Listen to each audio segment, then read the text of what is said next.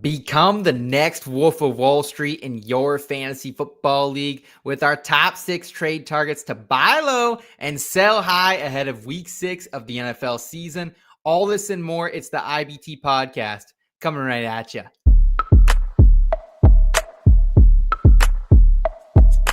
I've been going dummy, out of bounds, putting on a clinic. Stick around, carrots in my hardware. KC, caught him in the crosshair. Look at me, been the guy calling Mr. MVP. Keep your ass on the bench by my MPC. Earn my stripes like I fix this league. Your dog's on the turf, my dog's in the street. You can find me somewhere in between. Never a dull moment like a movie scene. About to do the ops like I did this beat. Let them keep talking RG3. Coming to you live. This is the In Between Fantasy Football Podcast. All right, and welcome into the In Between Fantasy Football Podcast, your place for both a refreshing and feel-good take on fantasy football and NFL gambling. And like spooky season, Week 6 is officially upon us, and we'll get you set for the occasion.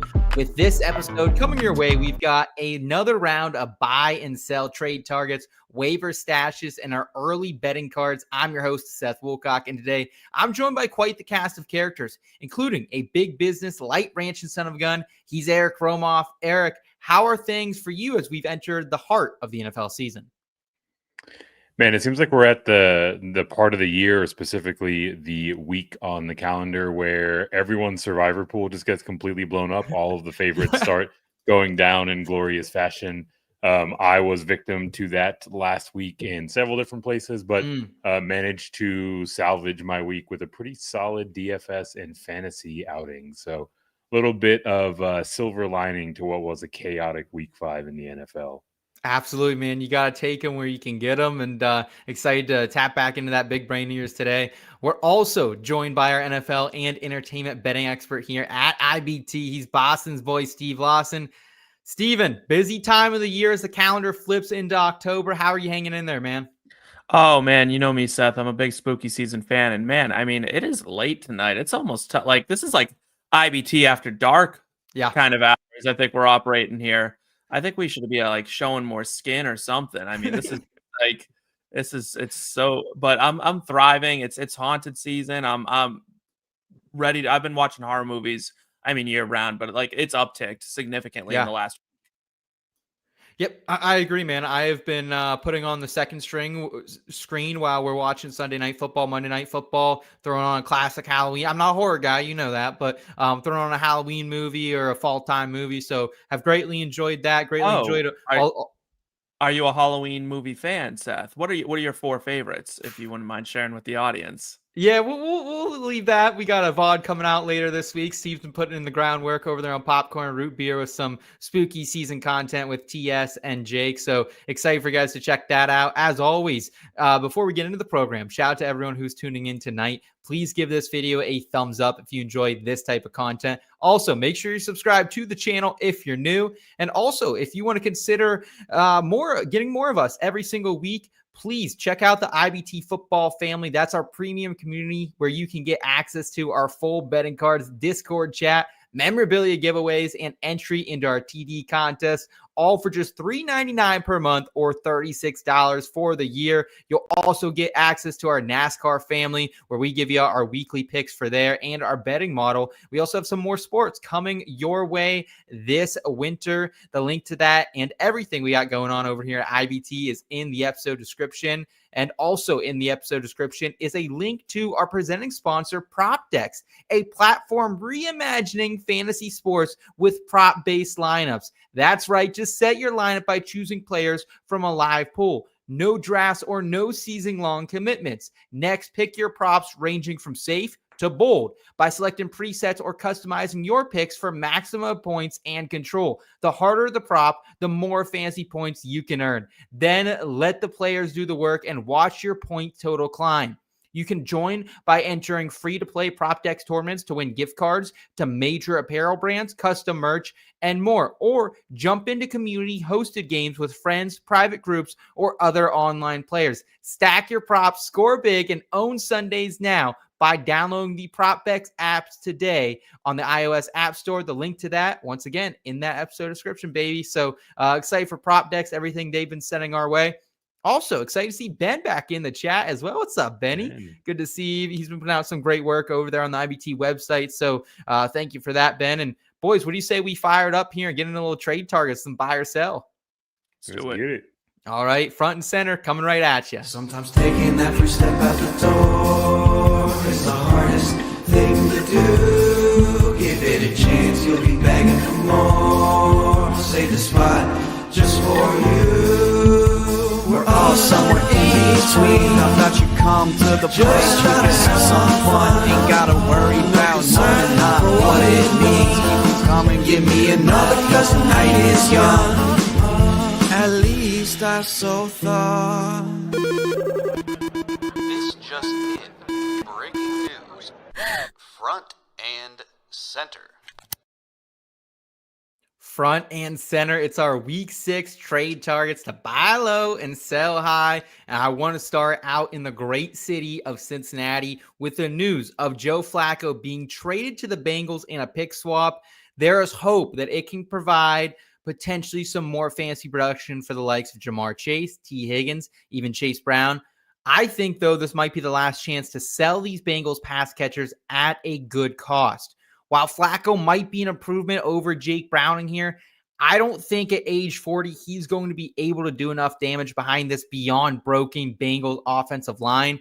And I'm specifically worried more about T. Higgins, who I don't think he's ever going to get back into full form because the Bengals are primarily using him this season as a down-the-field target. 13.6 ADOT this season. That's the 20th highest among wide receivers. Flacco or Browning, doesn't matter who's back there. I don't think they're going to have the time to get the ball to him accurately. T also just not really getting separation right now. It's usually not his game, but 94th in target separation. Just 17.5% target share as well, even more concerning. These tight ends, whether it's Noah Fant, Gesicki, they've been taking a ton of the targets away. So I think it's time to get out now. Wow, everyone's looking past last week's numbers. But they're really garbage time. So a little bit of fabricated numbers there that I think is a good time to cash out on these Bengals pass catchers. And Steve, you agree not only selling T. Higgins, but also his counterpart here, the consensus 101, Jamar Chase. Yeah, I think right now you got to strike while the iron is lukewarm on these guys because yes, right now there's hope, right? And that's what you need to cap. In fantasy football, it's the number one thing, right? Hope is such a cruel thing because you see this happen and you're like, it's going to get better. And the stats tell us that, yes, Joe Flacco is better than Jake Browning, but it's because Jake Browning is rated as the worst quarterback in the league and the second worst quarterback in the league is Joe Flacco. Oh. So this was not what any of us deserved or wanted, right? Like, let's be so real. We wanted Jameis. Yeah. We wanted Jameis. Now, this would have been very much a buy, right? Like, it would have been impossible to buy them. Maybe it was still a sell because their value would have launched into the stratosphere and you would have been able to get Bijan and Devon Achane plus another guy because everyone would have been salivating over Jamar Chase. But this is not an upgrade. This is going to be really bad and still ugly. So sell them now or wait and hope that the Bengals have one more trade up their sleeve. Eric, you were out in the social media streets these past couple of days, actually put out a wish list for the Bengals quarterback position. If you want to share that wish list with us, and where was Joe Flacco on that? And can he bring any more fantasy production than Steve and I are giving credit for out in Cincinnati? Man, I wish I had that wish list committed to memory. I do know that not listed on said wish list was Joe Flacco, like Steve mentioned. The only player worse in the entirety of the NFL this season in terms of EPA per dropback than Jake Browning, or rather than Joe Flacco was Jake Browning. So wow. Statistically, not much of an upgrade.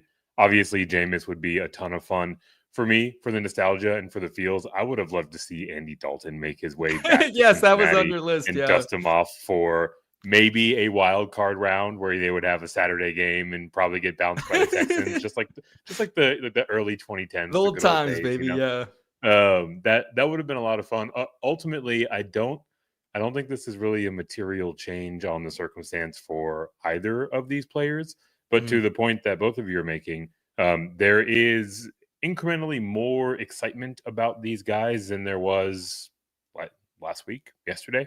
So if you're wanting to sell, I think this is probably time to do it. Even with that excitement, though, I don't know if you're going to get the type of return that you really should. So I think practically speaking, this is the sell window. I just don't know if the market's going to support a reasonable enough return to where I wouldn't want to just hold these guys, right? I wouldn't be surprised if we see Jake Browning still start the majority of the games down the stretch, right? Really, what was holding him back is he was trying to avoid turnovers.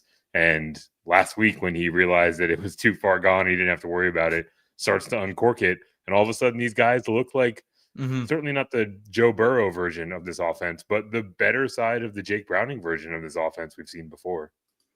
Steve, what do you think we could get back for the Bengals pass catchers? Like, obviously, Jamar Chase, we did our redraft last week. I think we were both a little bit more optimistic than Eric was on Chase, that he could still be a top 12, top 15 overall player, removing quarterbacks.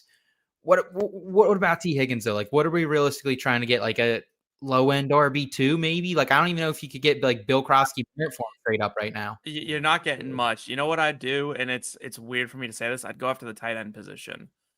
See if you can't capitalize on someone who's like tilting on Trey McBride or something.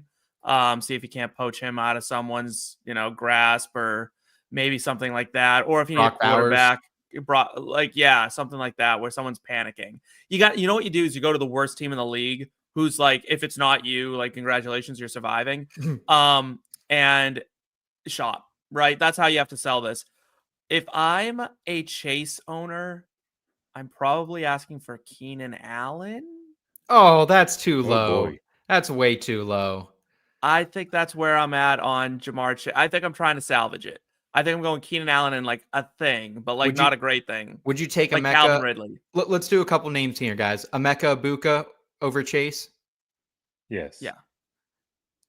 Rome Odunze? Yes. Rome. Actually, no on Abuka for me. I'm going to switch that. Zay Flowers or Chase? No. Chase. I'll go Chase. Okay. What about then for T. Higgins? Let's put T. Higgins, couple wide receivers. Terry McLaurin. Terry. Yeah, that's fine. I'll go Terry. Debo. Sure. Lad. Okay. Couple running backs here. Tony Pollard, T. Higgins. T. Higgins. Jalen Warren, T. Higgins. Warren. Monty. Yeah, we're getting close. So that's kind of last one. Running back for Javonte Williams for Chase. Oh, Javonte all day. I'll probably still go Chase there. Breece Hall or Chase? Breece Hall. Okay. All right. So we found the line. That's kind of the player groupings that you could go out and trade these guys for. I'm potentially. telling you, it's like Keenan Allen. Like, dude, you're way too high. You're lucky. You're way too high on Keenan Allen. I don't know if I'm taking Keenan Allen over T. Higgins. Honestly, yeah, I'm so bearish on the rest of the season for Keenan Allen. Yeah, there could be a cliff. But we do not have. Honestly, if I'm in the T. Higgins camp where I'm trying to sell him, I don't mind being on the wrong side of a deal and maybe going after a guy who's already had his bye week and just try to get that extra week of production by getting the quote unquote lesser player who's already missed that week on someone else's roster. Kyle Pitts. No. Yeah, let's go. That. Albert checking in. What's up, Albert? Great to see you. Good evening, IBT. Good evening, Albert. Jason has a couple questions for us as well. We'll try to address those towards the end of the program here. Jason, we appreciate you hanging out with us here. I hope you're having a great Tuesday night as well. And Eric, I'm going to throw it over to you. You have a 2-pack of sells, one being a current Dallas Cowboy, one being a former one. What do you have? Yeah, and to muddy the waters even further, these two are set to face off in week number 6. The first and current Dallas Cowboy is none other than George Pickens, your wide receiver 6 on the season. Wow. Look, we all knew that he had this boom or bust profile heading into this year. We were hopeful that moving into more of a vertical offense for these Dallas Cowboys would unlock some of that. And then the injury to CeeDee Lamb did just that. We now have George Pickens averaging almost 22 fantasy points per game with CeeDee Lamb sidelined. But fortunately for football fans and CeeDee Lamb managers alike, the day of his return is right upon us. It might not be this week, could be as soon as next week. And at that point, George Pickens, I don't want to say he turns back into a pumpkin, but he turns into like a supercharged Jameson Williams, which he's been through most of his career.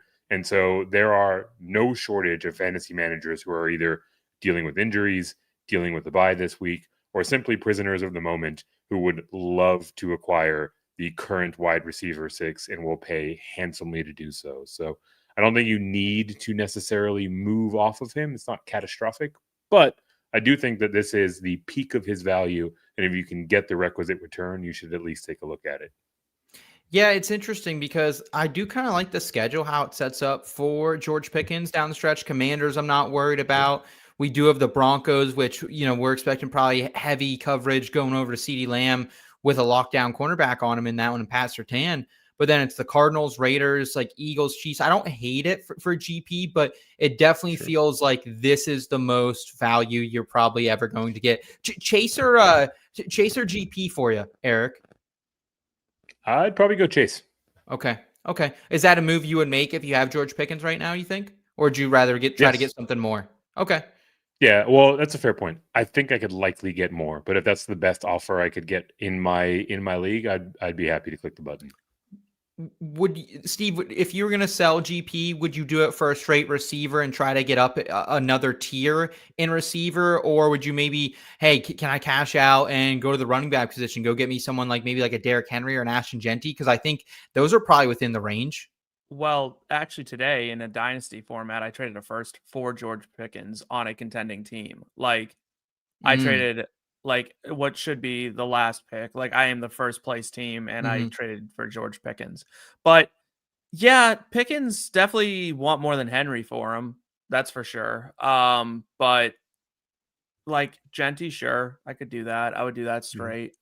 Yeah, if I'm a Pickens manager. Okay. All right.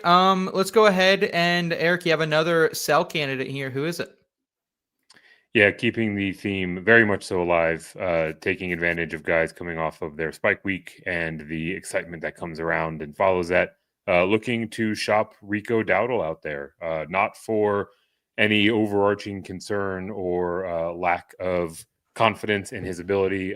He was the premium choice of all the backups that were thrust into starting roles this week. He was awesome. Over 200 yards rushing. It was so cool. He went out and absolutely feasted. Yeah. The thing that's really interesting is, for whatever reason, the Canales coaching staff and front office, they like to use this word violent when they're describing the type of runner they want. And they've assigned that word to Rico Dowdle at every given opportunity. And he came out there and showed it in week number 5.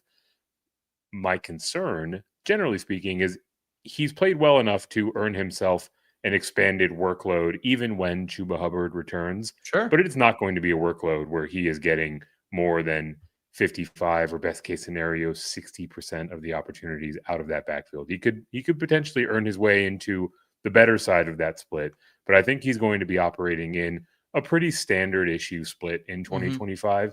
And in turn, if you can go out and get essentially bell cow value for him coming off of this hot game, I think you have to entertain that.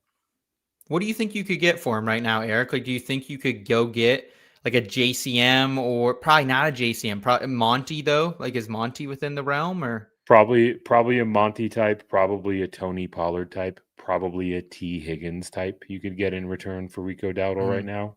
Those are all guys that I think would be worth a look.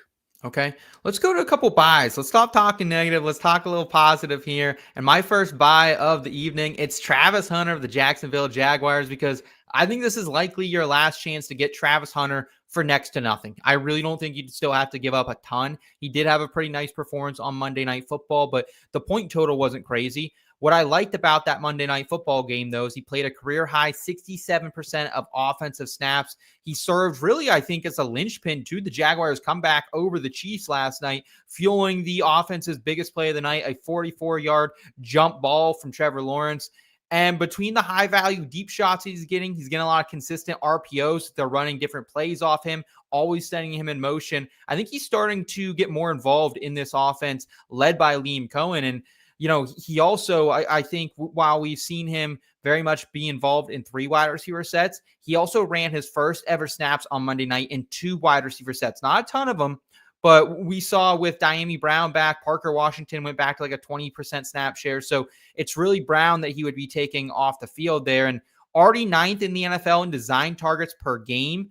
And now I think we should see that role increase even more. Brenton Strange, the talented tight end there, who was tied with Travis Hunter for targets with 24 of them on the season, he is now on IR. So I think there's a bigger role for Travis Hunter coming. I think he's still a risky flex right now, but I think there's a chance that in a couple weeks from now, this guy is a wide receiver 3. And maybe by the time we get to the fantasy playoffs, if they make a commitment to him really being a, not full-time player on offense, but a large majority of the touches on offense and the snaps, he could be wide receiver 2 down the stretch that you need him. So Steve, any thoughts on someone like Travis Hunter here as a buy? Do you like that? Or are you fading that?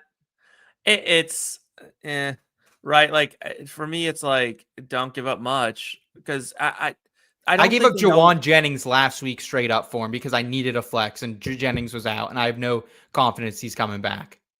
Yeah, that's fine. Eric, you think that's too much? I mean, I think Jawan Jennings is coming back as soon as this week and probably steps in to be the wide receiver 1 in that offense. Can't trust Jawan Jennings, man. I really just can't. I just feel like you can't trust someone like that right now. I don't know. Well, you can't trust Travis Hunter. And you can trust Travis Hunter. Like they don't even know how they want to use him. He's at least out there on the field. He's at least healthy. Jawan Jennings been banged up most of the season, and but you don't know if he's going to play cornerback. You know what? Now that I think of it more, I'm like, no, I don't like that at all. Like Juwan Johnson, maybe. Oh, geez. Hey, you bite your tongue. I need him to step back up.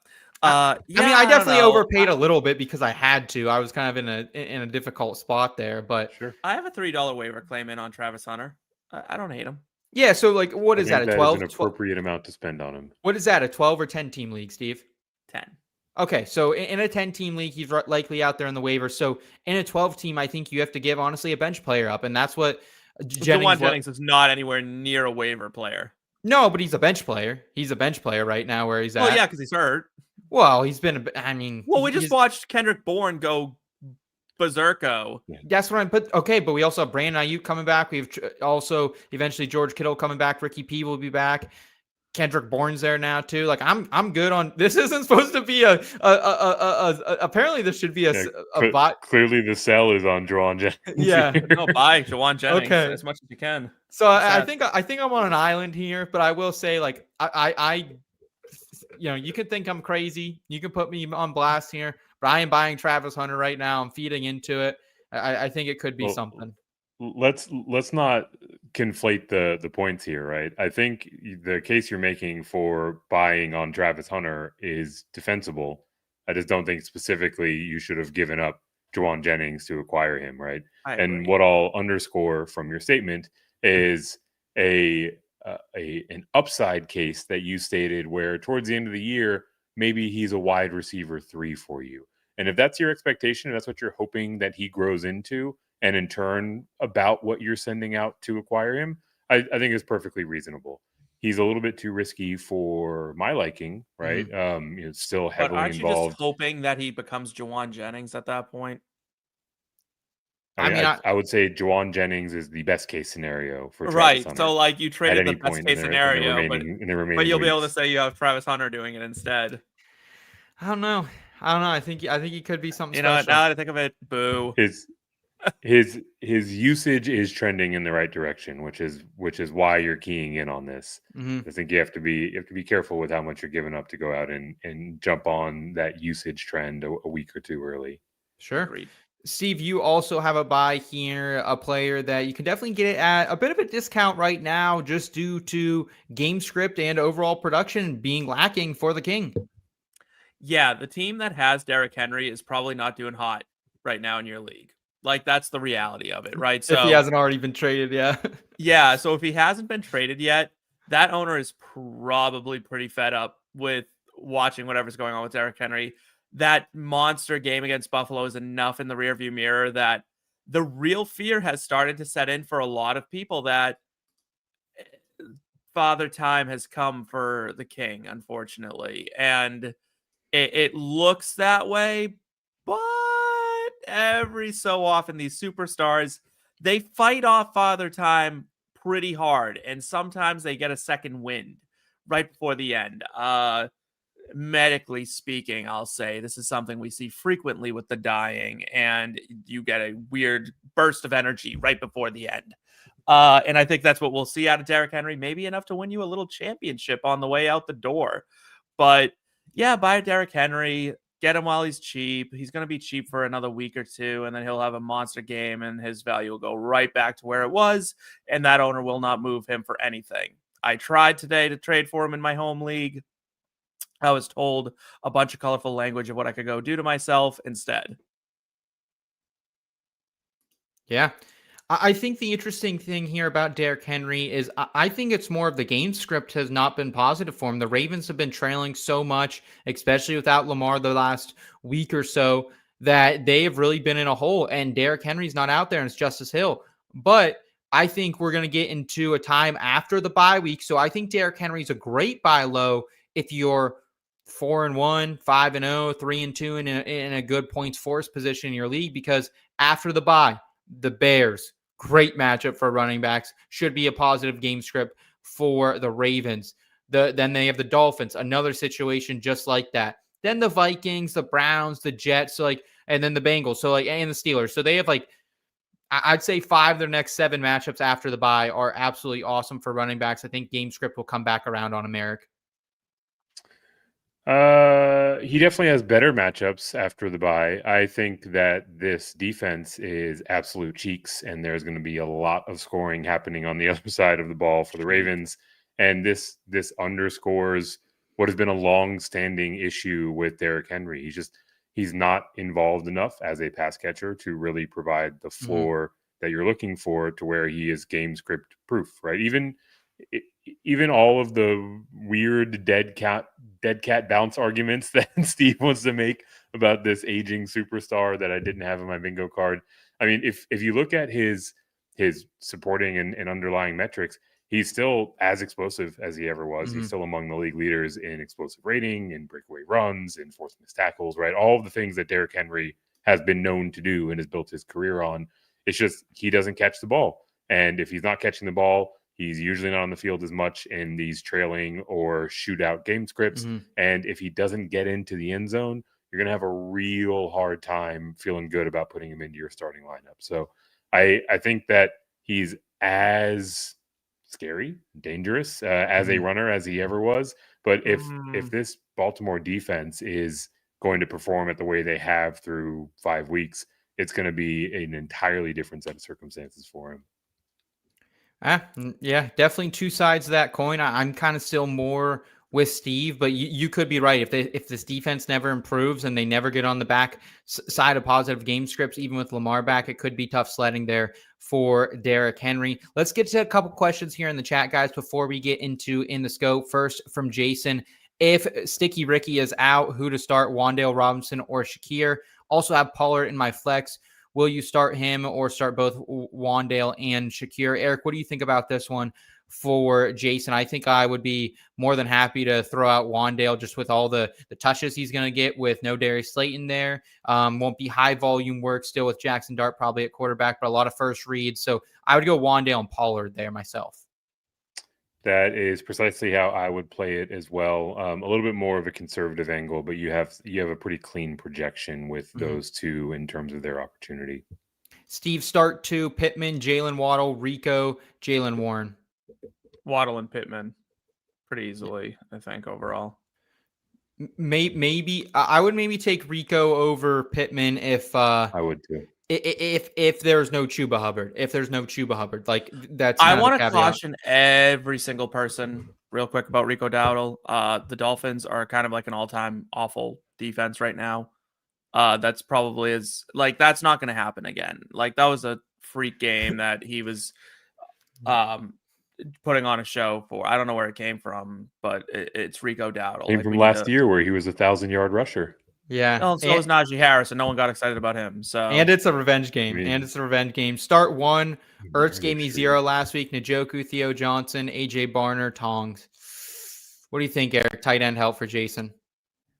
I'm probably going with Njoku here. I've got him one spot ahead of AJ Barner, who I am surprised I'm not saying, but follow my rankings and go with Njoku.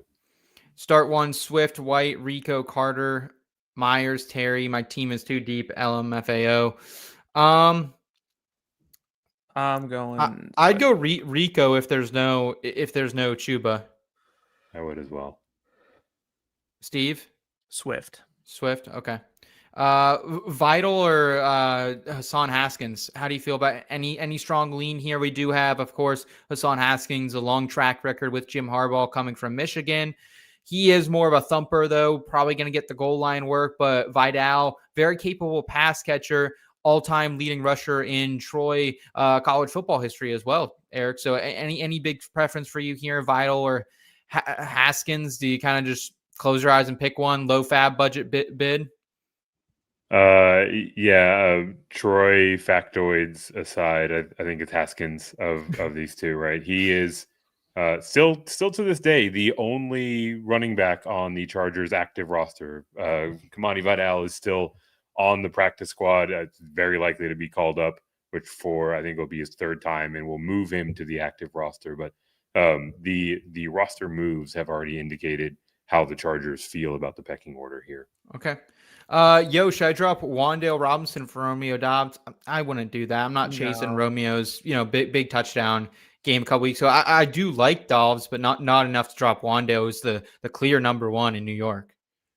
Yeah, no. Keeping Wan'Dale. Josh Allen, Brock Bowers, Rashee Rice from Mahomes, Metcalf, Brian Thomas. I'm 1-4 with Pitts on the bench and weak wide receivers, though. This isn't an upgrade. You're downgrading a quarterback. Yeah, this is a downgrade all the way. It's the downgrade. I get that you're 1-4 and you need wide receivers, but you're just giving up your positional advantages in Brock Bowers and Josh Allen. I couldn't do this. Eric, could you if you're in this spot from Evan? I could not. I would take a gander at swapping Pitts in for Bowers and see if we can't get a little bit closer. But you're kind of bottoming out your team here as currently constructed. Nick saying I have JSN, Jacoby Myers, T. Higgins, Matthew Golden, Wan'Dale Robinson. I just really need to try to get a solid wide receiver too. Do you guys think Higgins is a must start now that Flacco is there? Nick, go back about 20 minutes, 25 minutes in the episode. You'll get our full take on the Flacco situation. But not really. The most solid wide receiver 2 candidate in that lot, knowing that JSN is clearly the wide receiver 1 on this list, Steve. Wan'Dale Robinson is about as solid as a wide receiver 2 as he can get. Yeah, that's true. Also, do you guys like for Nick Broncos or Packers defense this week? Packers, of course, they are the highest in ECR rankings against the Bengals. And then the Broncos, they are a little bit down the board here, 4 overall against the Jets. So both pretty appetizing options. Do the Bengals feel safer, though, for you, Steve? Yeah, you want to start the Packers this week. Listen, the Jets' offense isn't bad. Like, here's the issue that you're going to run into with the Broncos defense. They're going to go up by 100 and then let their foot off the brake, and the Jets are going to go score 30. So it'll just kill you.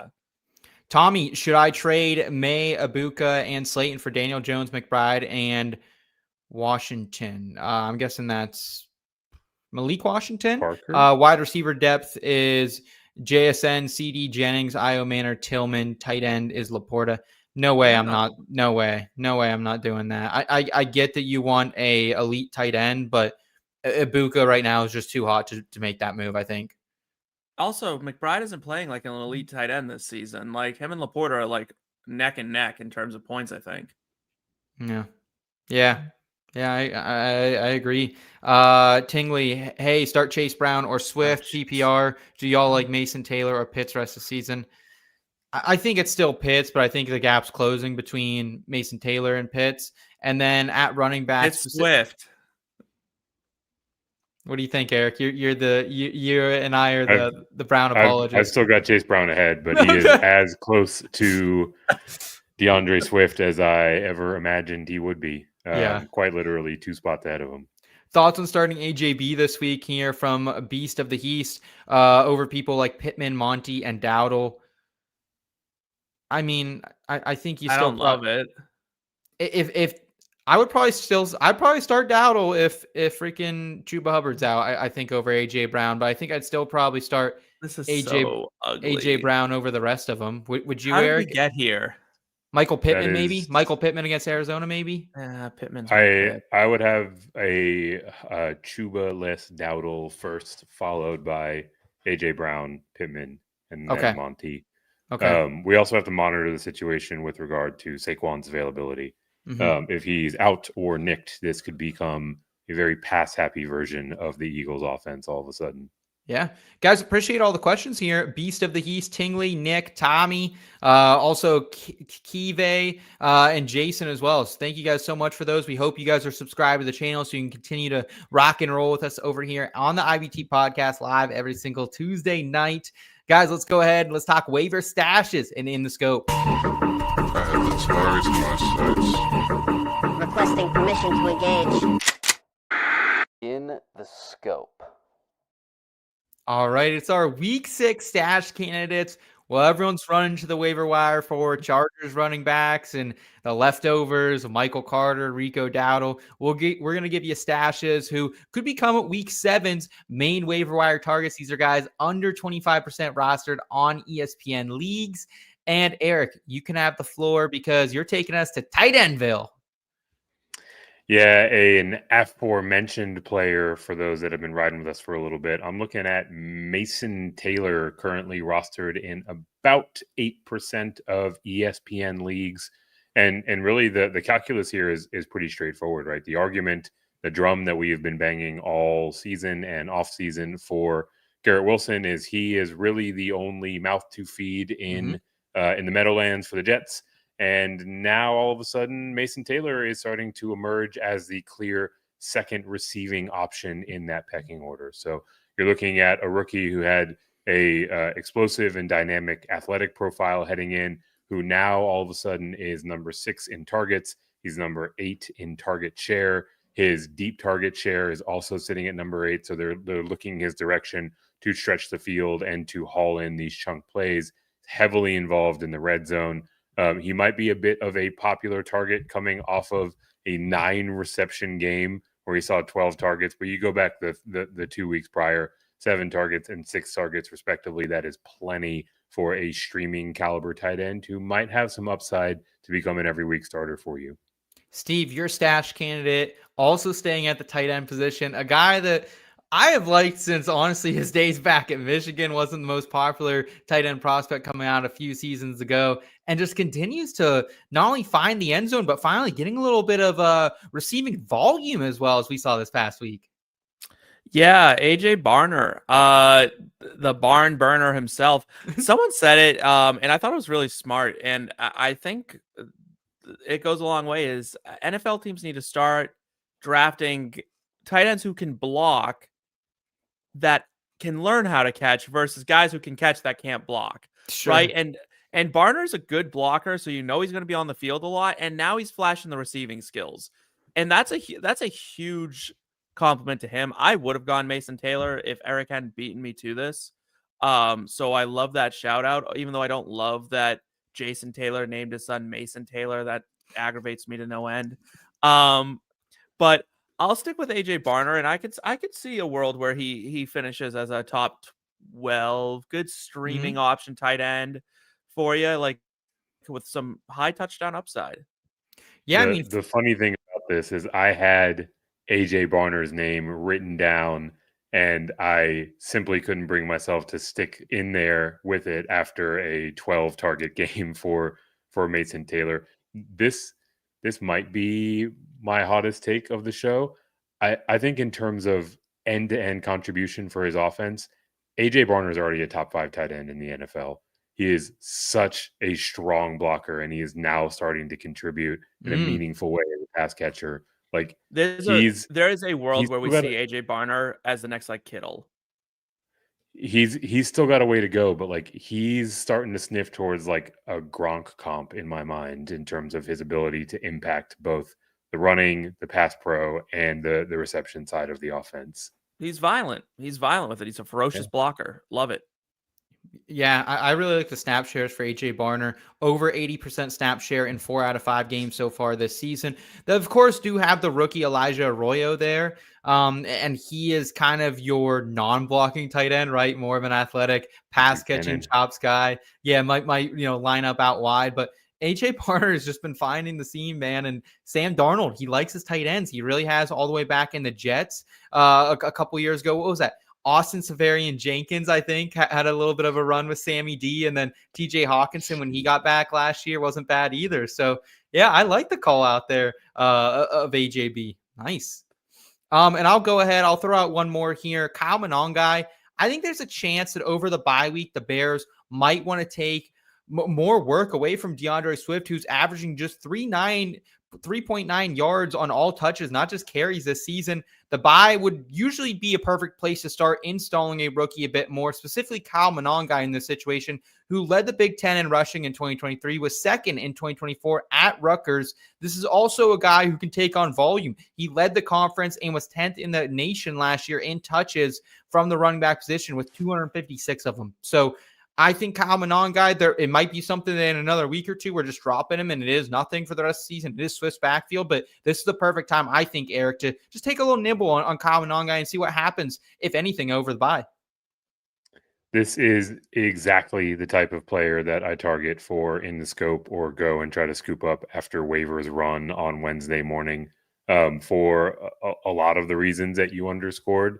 If none other, the one to double click on, specifically with rookie players coming out of their bye is usually the point where you see them start to tick up. I'm super excited to see what Monangai does this week, what Luther Burden does this week, what Colston Loveland does this week, right? Like historically, there is a direct correlation to that rookie involvement in install post-bye, and you can go out there and get him for free, right? There's a non-zero chance he steps into a more meaningful role this week, and you don't have to spend anything to get him. Well, and probably everyone's sorting in fantasy points per game on the waiver wire, or what did you do for me last week? Monangai's not going to be on there, so maybe a sneaky ad there. Shout out to Ben. Barner got me 20.7 fantasy points in back-to-back weeks in Scott Fishbowl. I couldn't have been more happier. I had him in Scott Fishbowl, and I dropped him a couple weeks ago after he had that 50% snap share game. And I was like, I can't hold him. I needed – it was a bad move. It was a bad move. I dropped a Big Ten player in the NFL. Who are you? Who even? You don't even want to know who You don't even want to know who I kept over him either. It was shameful. Shameful. I kept Jalen Knoll over him. That's how bad. Yeah. That's also coming on. Shout out to our friend Kleeman TV for the super chat here. Need a running back. Can trade Jawan plus Davante for JCM and anyone else. I'm guessing it's Jawan Johnson plus Davante Adams for JCM. I'm probably not doing that. No, you can't do that. I don't think I am either. I don't mind the sentiment of moving off of Davante Adams. If George Pickens is supercharged Jameson Williams, Davante Adams is supercharged George Pickens, right? Super touchdown reliant guy, obviously in a much more electric offense. But the week-to-week swings are going to be tough to stomach there, right? So I would say look for one of those spike weeks from Davante and try to use that as your opportunity to parlay him into a more solidified running back asset in return. Pollard? Do you say Tony Pollard? I said parlay. Oh, okay. All right. Okay. No, I was like, Tony Pollard is not solidified at all, but okay. Oh, okay. Devonta Smith. Oh, I'm fine with it. I'm fine. Yeah, I'm fine with that. If sure. Yeah. If you're thin at the position, I think that's fine. Always why spelling is important here, boys and girls, right there. Clayman TV just told us that. Nino, am I crazy for using the number one priority on Mason Taylor? It doesn't seem like he wants it in the tight end spot, but a flex potentially over guys like Ellick, Pacheco, and Harvey. I probably wouldn't be making that using number one claim on Mason Taylor if I'm only using him for the flex. I don't think. Steve, would you? I don't know what the options are, but I mean, I mean, I don't know. Maybe he is getting a lot of targets, right? Like it may not be sexy, but it's there. Pacheco makes you want to pull your hair out, so it has to feel better than that. I think you can make a case for it, right? Like Ayo Manor is going to ebb and flow as Cam Ward continues to adjust to the NFL level. Pacheco, you want nothing to do with, and you're really just buying time for RJ Harvey to get a more involved role, right? So if you're able to get a tight end who's going to get you 6, 7, maybe 12 targets in a given week to bridge that gap, then I think it's a worthy consideration. Look at that grin on his face. What is he doing? There was the biggest spider I've ever seen on my life on my wall right here, and I just tried to hit it and I missed it. And it is loose in the streets right now, folks. Holy cow. If we lose Seth, we know what happened. Well, if we do lose Seth, we know that he'll go down doing what he loved, which is talking about using number one waiver priorities on Mason Taylor. Don't. The problem with Seth is he'd be like, you know what I'd do is I'd use the number one priority on Ayo Manor instead of Mason Taylor. Like Ayo Manor. He probably would. What I would say is just use the number one waiver priority. People are way too precious about holding on to this for just the right spot. Like, yeah, true. Just make the move and go out there and keep managing your roster. Yeah, at this point that nothing better is going to open up. It's all they've gobbled it all up. It's all priority systems. I haven't played in one in honestly a couple of years. I haven't played in one for so long. It used to be a headache trying to determine what to do with it. So good luck, Nino. Thanks for the question. Caleb or Bo Nix this week? Caleb, of course, he's back in action off the bye, playing Washington, and then Bo Nix this week. He's going to get the Jets. Is this Nix against the Jets? You think, Steve? Yeah, because the Jets defense is basically a wet piece of paper. I mean, it's non-existent. No turnovers this season. I've never seen a defensive coordinator become a head coach and the defense gets so significantly worse than the Jets defense did. Aaron Glenn, I hate to say this because I don't love that man needs to be fired. This is so bad. This is unbelievably bad. I mean, it is inept. It's awful. You know what? Now I'm mad. Now I'm on one. Yeah, because you have tickets on the Jets to win the division. That's why. Yeah, I do, and it's not even that because they're like $10 bets. So like, who cares? But like, this team is so much more talented than this coaching staff is letting them look, and it's the play calling. It's the play calling, and it starts and ends right there. They are calling offense as if they're holding teams to 6 points, and it's run, short pass, run, short pass, run. And then in the fourth quarter, they're down by a gazillion. They're like, all right, we got to let them sling it now. And the offense looks really good. This is Urban Meyer levels of dysfunctional with the Jets right now. And outside of him kicking one of his players, like that's what Aaron Glenn is going to go down as. This man should go back to Detroit, plead for his job back potentially, and see what happens. Yeah, it's been a tough scene out there for the frisky Jets. Yeah, Bo Nix as well. Yeah, can you tell me how I did? From Dan. Hey Dan, how you doing tonight, man? Made 2 trades. One, I was sent Pickens and Sharps for Justin Jefferson. Number 2, I was sent Puka and Waller for Barkley, McBride. Running backs are now Hampton, Barkley, Hendy, Woods. Wide receivers, Justin Jefferson, Nico, and Rice. If you got Justin Jefferson for Pickens and Sharps, and I'm reading that right, that's an A+. Well, or at least an A. And then if you also got Barkley, McBride for Puka, see, like that's a trade for Puka I'm doing, right? Like that's a trade I'm doing is getting McBride and Barkley. Yeah, very well done. I love both those trades. It's an A on both of them for me, but boys. I don't love Justin Jefferson long-term this season. I've been very open about that. I think he gets worse with JJ McCarthy. So I'm not as high on that deal. If you got Barkley and McBride, I like it. So I like that second trade a lot more. Eric, you like these? I like both of these. Yes. I thought for a moment this was going to be Steve's swan song and apology for being oh so wrong on Emeka Ibuka over the course of the offseason, but we will wait for that for another day. Yes, we will. And don't you forget it. He was one of my favorite breakout targets earlier this offseason. So, Jacob, hey, Jake, how's it going, man? 5-0, 12-man PPR. Very nice. Way to rub it in the salt in the wound a little bit for us. But basically perfect at this point. Scored 178 last week. Mahomes, Dak, Saquon, JT, Davante. Wow. Receivers, though. Wandale, DJ Moore, Puka is $80 out of 500 worth it for Diggs. I'd double that and make sure you get him.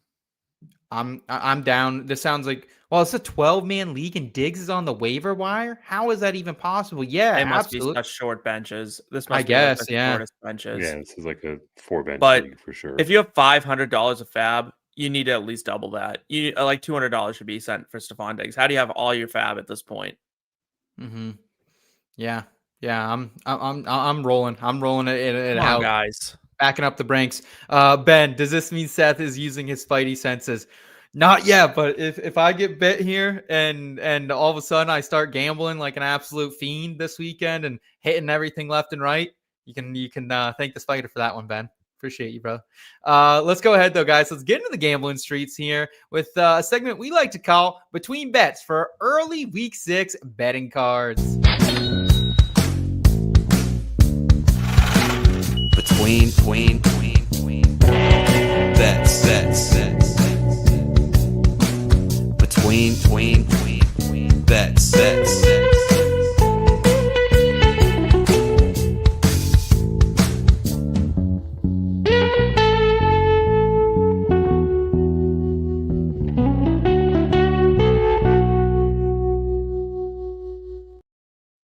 It's Between Bets. It's our Week 6 early betting cards.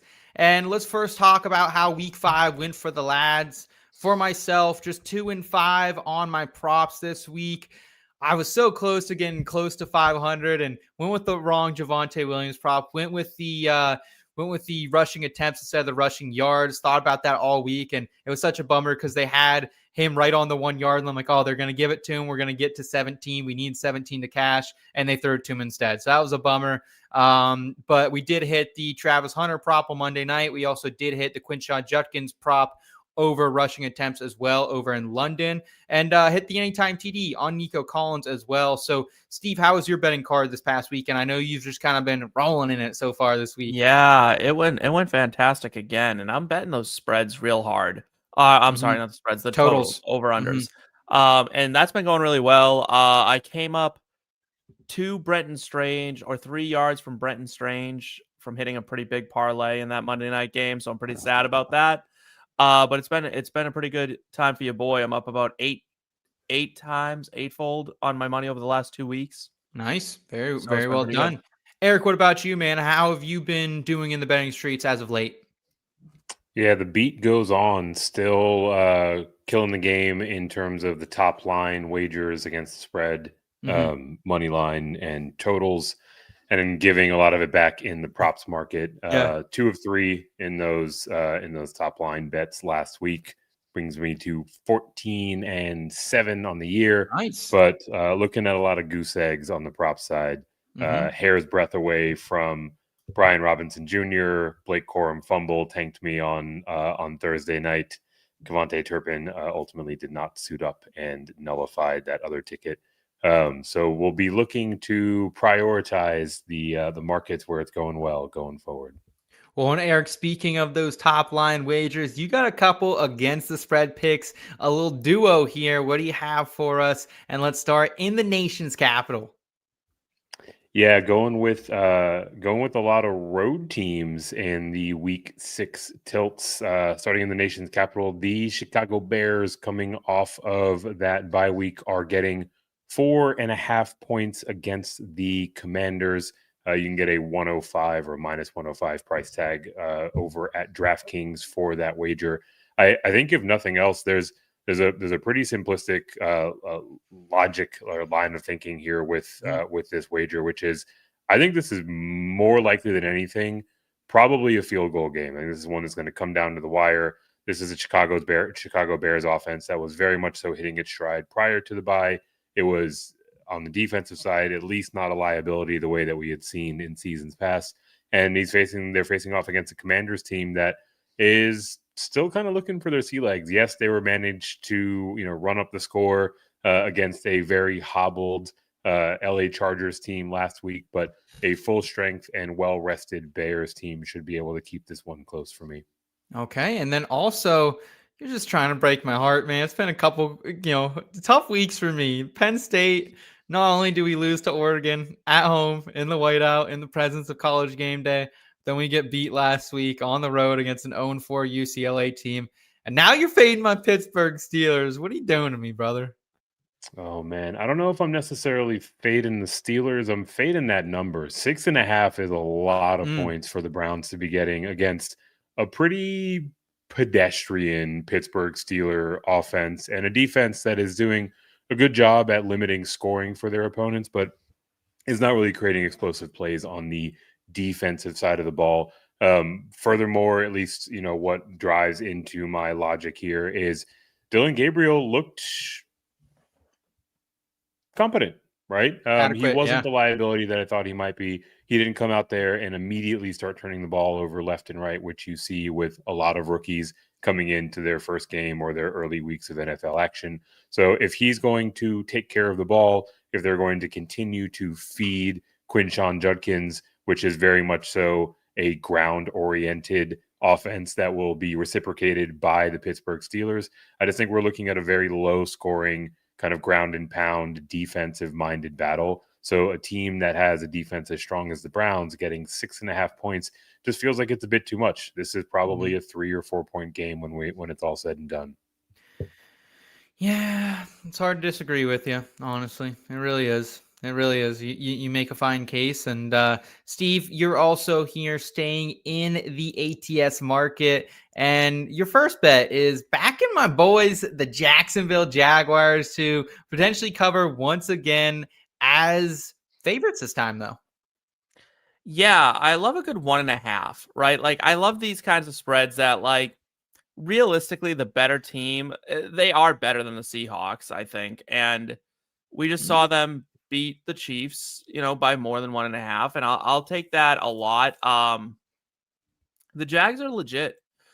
They're not the best defensive team, but their offense is for real. Their running game is very cause a ton of turnovers, though. They just keep. Yeah, they allow points, but they're very athletic.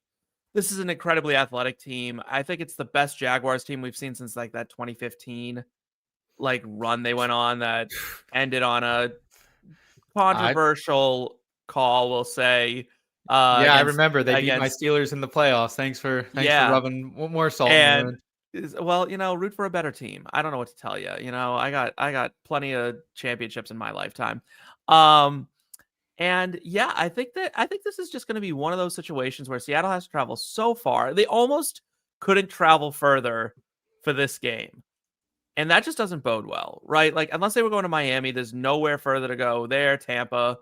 And the Jags they're a good team. I like this -1.5. I don't see this coming down to the wire. You also like the Cowboys to stand tall in Carolina here this weekend. I do. And this spread, if I'm a Cowboys player, I'm offended. If I'm a Cowboys fan, which I am not, I'm offended.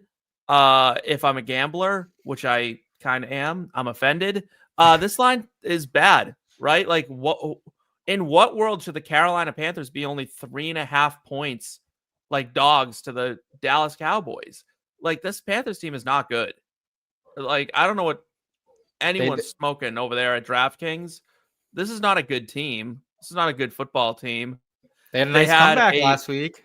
They had a good comeback against also a bad team, right? Like, two bad teams faced off and they did bad team things and bad team things happened. And, now all of a sudden they're rolling up against like a legit team that like can do stuff. And this is what we're doing now. We're just making up. This is why you get in the spreads early. is what I'll say, because you think this is getting closer to a touchdown? Okay. This is going to get to a touchdown. Eric, take us over to the totals market here, where you have a play starting down there with one of those terrible teams in South Beach. Yeah, the LA Chargers are also making a lengthy journey across the country to face off against the Miami Dolphins. They are currently slated to score 43.5 points, according to ESPN Bet, and I like them to surpass that pretty handily. Steve has already mentioned a few times over, and we have well documented over the history of this show just how horrific this Miami Dolphins defense is, but also in light of the myriad injuries to the running backs there for the Chargers, I think we're going to see them go to the air a little bit more than they typically would in a Greg Roman offense. And Miami will in turn have to follow suit and air it out a bit more. So two injured teams, two teams that have plenty of big numbers that they have allowed to be scored on them this year. I think that we'll see 43.5 end up in the rearview mirror pretty quickly. And you also like that number to go over in London. Yeah, exact same number, exact same price tag, minus 105 at ESPN Bet. And Steve also gave a bit of a hint on this one in particular as well. The Denver Broncos are at, quote unquote, the New York Jets there in London. And this is a game where the Broncos could very likely be up by multiple touchdowns by halftime, by the third quarter. And all of a sudden the Jets are playing comeback as they have become one to do in the 2025 season. So this is probably going to be one of the sweatier tickets that you have in your portfolio this week, because it's going to look like they're coming in under for probably the first 3.5 quarters of the game. And then as they do, Justin Fields and the Jets will become raging back in garbage time and at least keep this one competitive, or at least close enough to go over that 43.5 point line. Okay. And Steve, you're taking us to the Thursday night showcase, where it feels like just a slate of some really low totals, and you're once again taking an over here. Yeah. 40.5 that's a shockingly low total. Like, if this is a 21-20 game, which is a very bad game, you win. Like, the Giants aren't a bad offense, and their defense can't guard a parked car. So, like, I don't see how this is going to happen.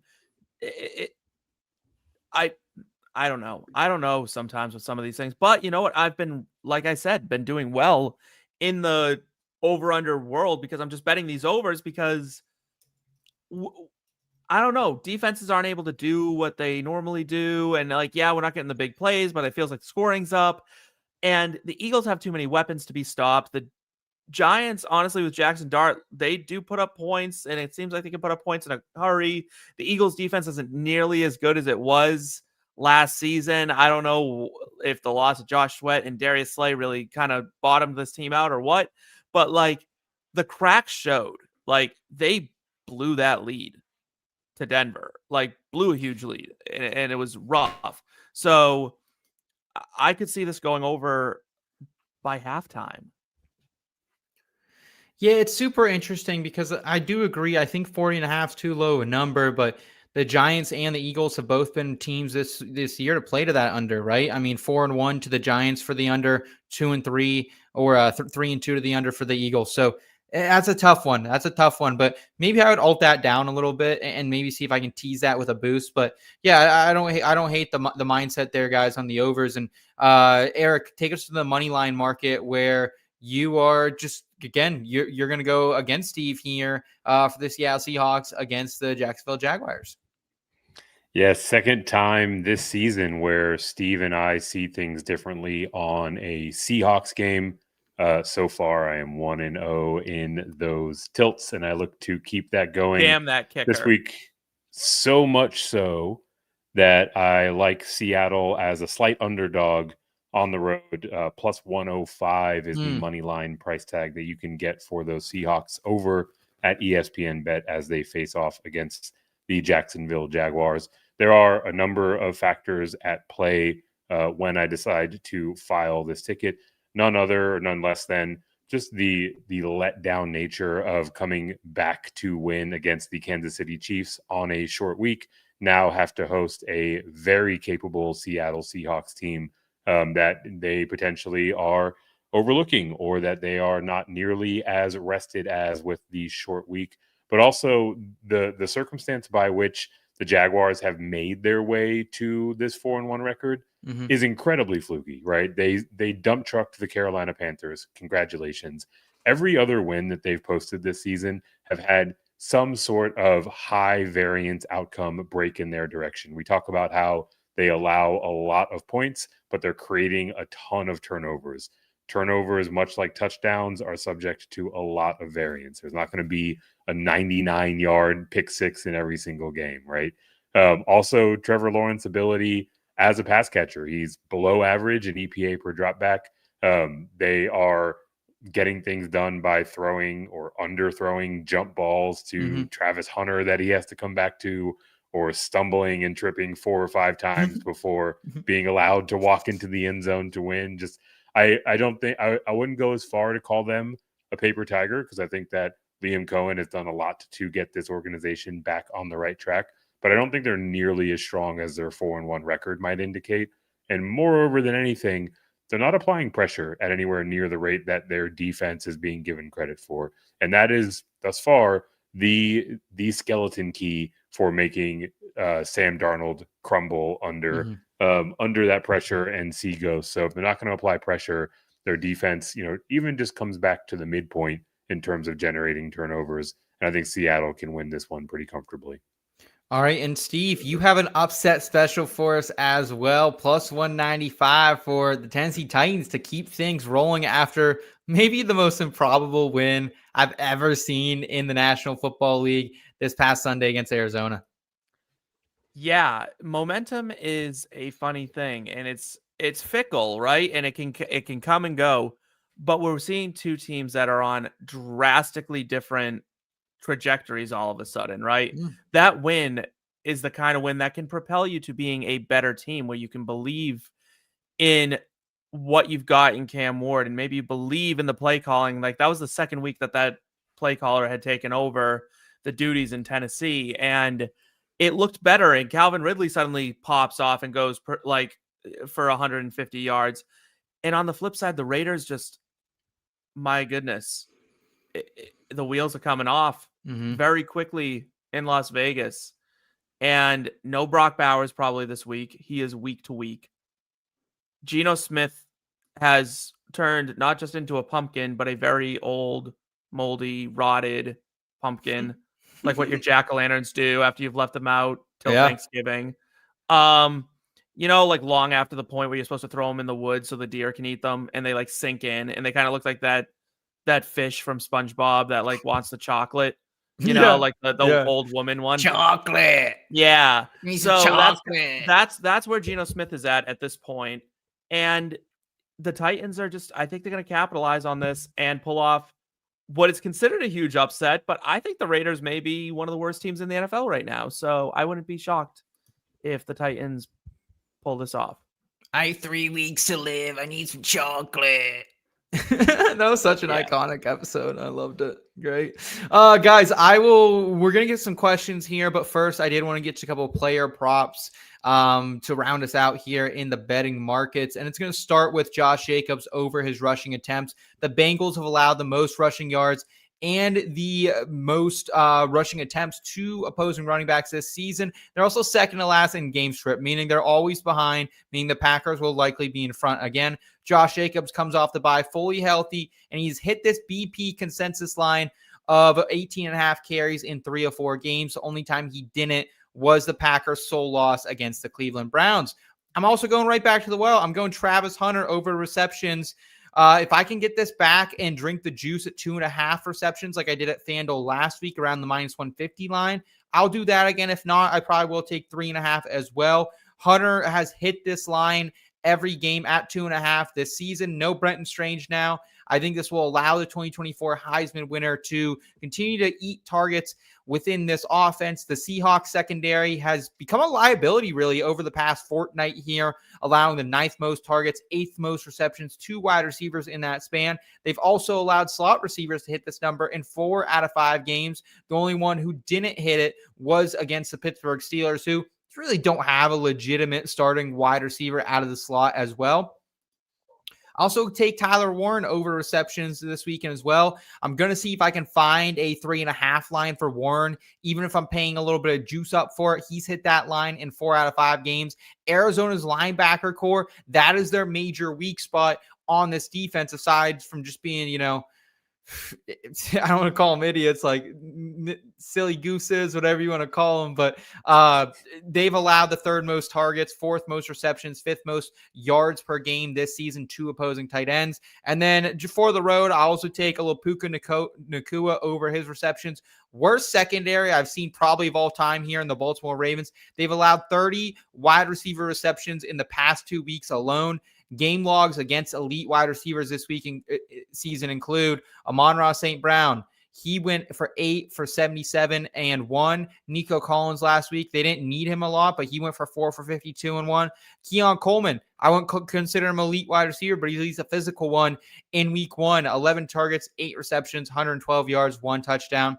Puka has at least 10 receptions in 4 out of 5 games this season, a low of 8. That is an insane line. The BP consensus line has books putting this right around 6.5 if it comes out there. I'm smashing it. I'm even hitting it at 7.5 as well, boys. So those are the player props from me. Let's go ahead and get to the touchdown contest. Update the leaderboard here. Again, you can get invested with the TD contest. Just head over there to the In Between Media website. You can join the IBT football family. The link to that is in the episode description. You get access into our memorabilia giveaways. You're also going to get to join the conversation with us on Discord and get our full weekly betting cards in there and access into the TD contest where you can win a awesome Dynasty Decks plaque and some IBT swag as well. Of course, the contest rolls 2 touchdown calls per week. 1 can be minus money. 1 has to be plus money. You can only use a player 2 times per season. And we're going all the way into the Super Bowl. And the updated board looks like this. Trav is now tied with Rob at the top. Rob had a great week. And Jake Perry also there with 8. So getting tight there at the very top of the board. I'm at 7 here in 4th place. Steve slipping down the board a little bit. He's got 6 trash sandwiches, rising up with Ben and James to get to 5. And Eric, oh, you're most off the graphic, my friend. You got 4 of them. So here we go. Steve, you had an off week last week. Can you get back in the reception graces? Who do you have for us on the Anytime TDs, my friend? Yeah, I got 2 guys, and I'm feeling confident. They're both going at plus money right now, but you know what? That's how we roll in these streets. I'll start out Achane. I think he gets into the end zone this week. I like it. I need it. And I want some more of it. I like it, love it, want some more of it. And second, I'll go with Calvin Ridley. I talked about how the Titans are on the come up. I think Calvin Ridley's one of those guys. I think he's earning that trust of Cam Ward a bit. They're looking like they're in sync. I like it. Okay. For me, I will take either Puka Nacua or Davante Adams for an Anytime TD. Currently, no lines available for either player, but whichever one's in the plus money, if I can find a Puka, even if it's plus 105, I'll take it. It'll probably be Adams, though. 7 receiving touchdowns Baltimore has allowed to receivers in the past 2 weeks alone. Nate Wiggins still without him likely as well this weekend. I think the Rams pass catchers eat against Baltimore. I'm also taking, which it's risky. It is risky because it is my second time doing so far this season. I'm using him up, though. I'm taking Saquon Barkley on the Anytime TD. Minus 160 just feels like a number I want to bet, especially on that Thursday night football window. We will get a boost from FanDuel, so we can likely get this number closer to minus 130 or minus 120 even as well. But he's playing his old team in the Giants, so he will likely want to find the end zone. I know he was on the injury report earlier this week. It was just a rest thing is what we're hearing as well. And Barkley has scored in 4 out of 5 games this season. The Giants have allowed 5 rushing touchdowns this season to opposing running backs, at least 1 in 4 out of 5 games as well. So Saquon Barkley and Puka Nacua, that's who I'm going with. Eric, round us out, my friend. Yeah, went with a couple of guys that had expansive workloads last week, and unfortunately neither of them found their way into the end zone, but we are going back to the well with one guy who has an incredible workload and a second who is stepping into one. The first is Tetairoa McMillan, a player that I almost clicked his name last week. Wouldn't have had a different result, but I think this is the week where we see it break through. The Cowboys and Carolina Panthers are currently carrying the highest game total, pushing nearly 50 points on the entirety of the slate this week. And Dallas is the number one matchup to opposing wide receivers in all of the land. If you look at Tetairoa McMillan, all of his role and opportunity metrics are absolutely through the roof. When he gets the ball into his hand, he is one of the most explosive receivers graded in the NFL this year. But getting the ball into his hand has been the problem. He's got a 56% catch rate, but when it's adjusted for catchable targets, it's north of 90%. This is a guy where he just needs the ball even close to his range and be able to haul it in. And now he gets to face off against primarily Trevion Diggs, who's allowed the second most touchdowns among perimeter corners this year and is allowing nearly 20 yards per reception. I think this is the breakout game for Tetairoa McMillan. I like that. And then secondarily, Hassan Haskins stepping into what I believe to be at least the primary role in what is likely to be a split backfield for the LA Chargers, facing off against that Miami Dolphins run D that has been hemorrhaging both yards and rushing touchdowns all season long. Love it. Love the calls there. And love our guy Ben taking a little victory laugh. He got on the board a couple times last week. Michael Carter, Garrett Wilson. If you want to be like Ben, and you should be because Ben's the GOAT, make sure you guys are checking out the IBT football family. You can also get your questions answered if we don't get to them on the show here. If we run out of time, perhaps, head over there. You'll get them answered. Steve, myself, Eric, everyone else we have to offer, our talented analysts are there to help you 365, 7 days a week, 24/7. What do you want to call? Steve, you can't sleep. You gotta stay up all night for the Discord users. I know how you roll. Oh, girl, I'm up all night anyway. I can't sleep for anything. So I'm with you. Also, MVM Mavale Madre. Someone dropped Bowers in my league. Should I pick him up over Haskins and Bourne? Yes. Yes, that is insane. And then kick that person out of your league. Yeah, get that person out of your league. Yeah, agreed. Shay, shout out from Wyoming. Should I trade Alvin Kamara for Bill Krosky, Merritt, and full PPR? Thanks.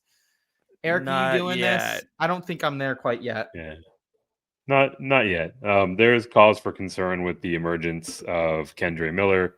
I know that there's some trade rumblings about Alvin Kamara. I don't think his contract makes that a realistic outcome. Sure. And for however impressive of a breakout week it was for old Bill, he's still mired in a pretty clear three-way split. You're saying he's just a Bill? Sitting here on Capitol Hill. I like Bill a little bit better than that, but I still am not moving Kamara off him. I wish he got more receptions and targets. That was really why I was drafting him in places like Scott Fishbowl, and he just hasn't got it in the Kellen Moore offense yet. Almost like he's splitting work evenly among three running backs. Yeah. Almost. That's brutal. Eric asking, would y'all trade Bill, Pickens, and Jameson for Derrick Henry and Sutton? No. Yep. Yeah, I want Derrick Henry and Sutton if that is what is being asked. I would do that. It's tough. This is a run, don't walk for me. Really? Oh, yeah, okay. Maybe. I don't know. You just said I'm worried. You just said to trade for Derrick Henry at the top of the show. I'm worried about Derrick Henry and George Pickens. Even what CeeDee Lamb was actually really good. So those 2 weeks. It's kind of fraudulent. I mean, it's all we can go on. It's all like, one of those games came late in that too. Keep that in mind. I think it was overtime that pushed him over one of those totals. So it was in that Giants game, and it only got him to 17 points. Not like it got him to 30. Yeah, I'm making that trade. For sure. Samuel here. To do with Damo. 10-team roster includes running backs Taylor, Gibbs, Irving, Pollard, tight ends Warren, wide receivers McLaurin, Sutton, Myers, DJ Moore. I need a wide receiver one like CD, AJB, or Jalen Waddle. What shall I offer? I mean, I don't really think you have anything that you could other than tearing down you could Because like I would tell you to go trade Bucky, but like you're not going to get full value for Bucky right here. So I don't know. What do you do, Eric? How do you? I'd sit tight. I think you have a wide receiver one. You have Sutton. You're good. You're okay.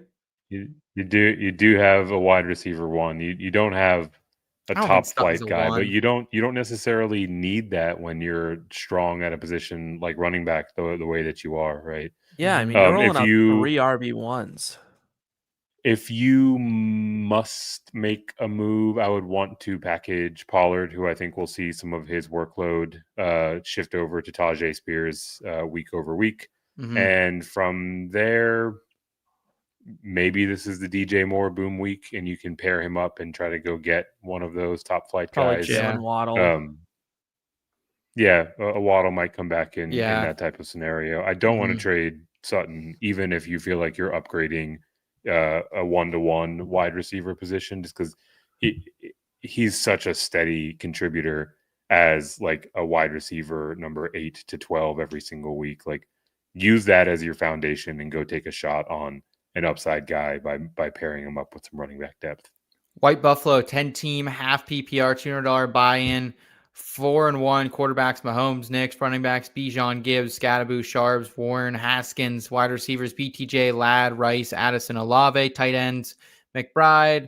No advice needed. 3-time champ. Shout out in here for the flex.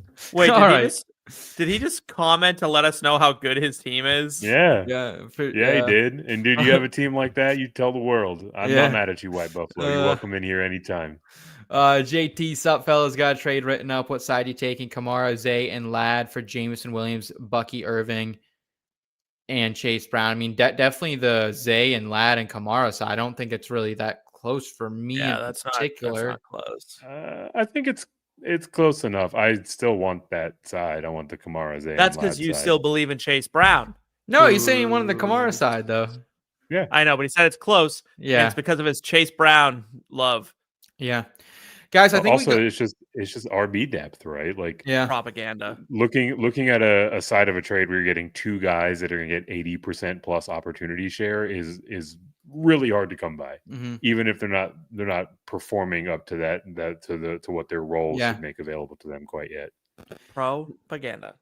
Reminder, guys, if we didn't get to your questions, I think we did get to all the questions in live chat, but if you have them throughout the week, make sure you're hitting us up in the IBT football family. It's just $3.99 per month, $36 for the year. You're going to get so much extra goodness in there between our picks, the TD contest, join the conversation on Discord, entry into our memorabilia giveaways, and all the NASCAR stuff we have going on over there as well. And if you don't want to join there and you just want to help support us here on the YouTube channel, please give this video a thumbs up if you enjoy this type of content, and make sure you subscribe to the channel if you're new. We've got fantasy football and NFL betting content, college football betting, NASCAR betting, PGA betting, and entertainment betting, all to help you cash more and to enjoy the ride along the way.